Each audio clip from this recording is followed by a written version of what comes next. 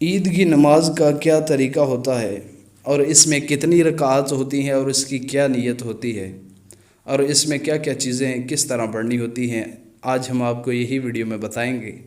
तो सबसे पहले आपने नीयत यूँ करनी है कि 2 रकात नमाज ईद वाजिब और 6 ज़ायद तकबीरों के।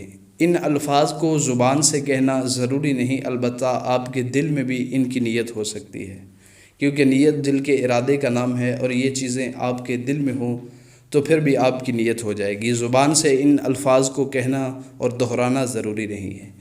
इसके बाद जो है वो आप नीयत करेंगे।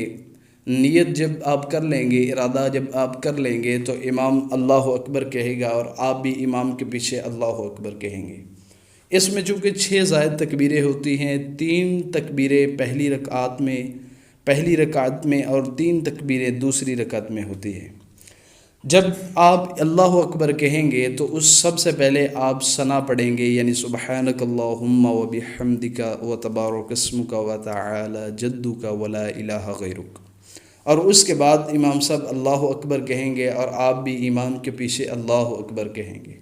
और अल्लाह अकबर कहते हुए जब आप हाथ नीचे लाएंगे तो हाथों को खुला छोड़ देंगे।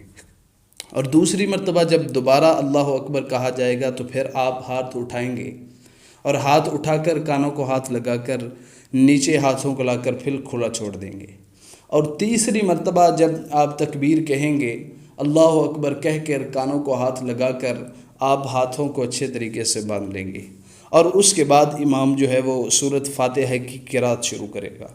सूरह फातिहा की क़िरात शुरू करने के बाद उसके बाद इमाम उसको मुकम्मल करेगा और फिर सूरह इखलास की या किसी और छोटी सूरत की तिलावत होगी।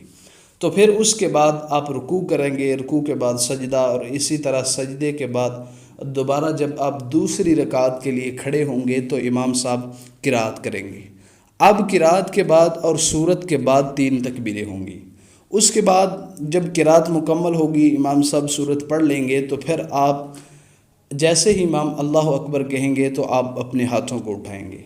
पहली मर्तबा हाथ उठाएंगे और कानों को हाथ लगाकर नीचे हाथों को लाकर खुला छोड़ देंगे। और फिर दूसरी मर्तबा जब तकबीर कही जाएगी दोबारा इसी तरह हाथों को खुला छोड़ देंगे। और तीसरी मर्तबा फिर जब तकबीर कही जाएगी तो हाथों को खुला छोड़ देंगे। और जब चौथी मर्तबा तकबीर कही जाएगी तो बग़ैर हाथ उठाए आप रुकू में जाएंगे। और इस तरह आप रुकू करेंगे और रुकू करने के बाद आप इसी तरह तरतीब के साथ सुजूद करेंगे, सजदे करेंगे, और उसके बाद अत्तहियात होगी, तशहुद होगी, दुरूद शरीफ होगा, और उसके बाद दुआ होगी, और उसके बाद आप सलाम फिरेंगे। तो ये नमाज ईद का मुकम्मल जो है वो तरीका है। इसको याद रखने का आसान तरीका ये है कि 3 तकबीरें पहली रकत में और 3 तकबीरें दूसरी रकत में। पहली रकत में 3 तकबीरें सना पढ़ने के बाद क़िरात से पहले होती हैं, और दूसरी रकत में जो 3 तकबीरें होती हैं वो अल्हम्दु यानी क़िरात करने के बाद, सूरत पढ़ने के बाद, रुकू से पहले 3 तकबीरें होती हैं। तो ये नमाज ईद का तरीका है कि 6 तकबीरें ज़ायद और 2 रकात वाजिबा नमाज ईद की होती हैं। तो ये उसका तरीका है और उसकी नीयत है, और उसको नमाज ईद के तरीके को याद रखने का आसान तरीका है। अल्लाह ताला हमें इन चीज़ों को याद रखने की तौफीक अता फ़रमाए। और अगर हम इन चीज़ों को याद रख लेते हैं तो यकीनन हम बहुत ही आसानी के साथ नमाज ईद को अच्छे तरीके से अदा कर सकेंगे।